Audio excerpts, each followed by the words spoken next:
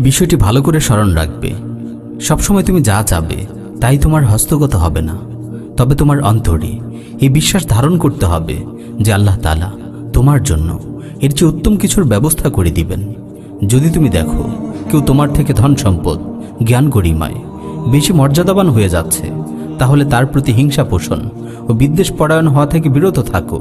কেননা তার এই মর্যাদাবান হয়ে ওঠা এটা তো আল্লাহরই ফায়সালা।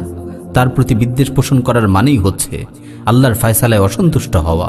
যখন তুমি দুশ্চিন্তা থেকে দূরে থাকতে পারবে, তখনই তুমি পরিপূর্ণরূপে আত্মিক প্রশান্তি লাভ করবে।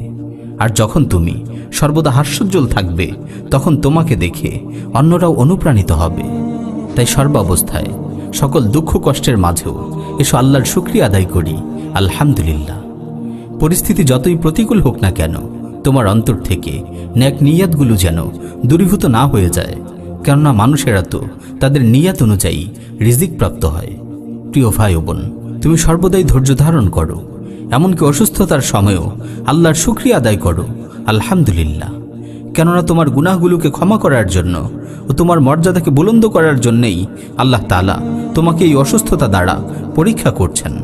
প্রিয় ভাই ও বোন, কত সংকীর্ণ হৃদয়কে আল্লাহ তাআলা তার রহমতের দ্বারা প্রশস্ত করে দিয়েছেন। কত মৃত অন্তরকে আল্লাহ তাআলা অনুগ্রহ করে আবারও পুনর্জীবিত করেছেন। এসো না, আল্লাহর রহমত প্রত্যাশা করি, আল্লাহকে বেশি বেশি করে স্মরণ করি। তাহলে আল্লাহ তাআলা আমাদের হৃদয়গুলোকে প্রশস্ত করে দিবেন, আমাদের হৃদয়ে প্রশান্তি দান করবেন। কেননা তিনিই তো ইরশাদ করেছেন, আলা বিযিক্রিল্লাহি তাতমাইন্নুল কুলুব। জেনে রাখো, আল্লাহর স্মরণেই হৃদয়গুলো প্রশান্ত হয়।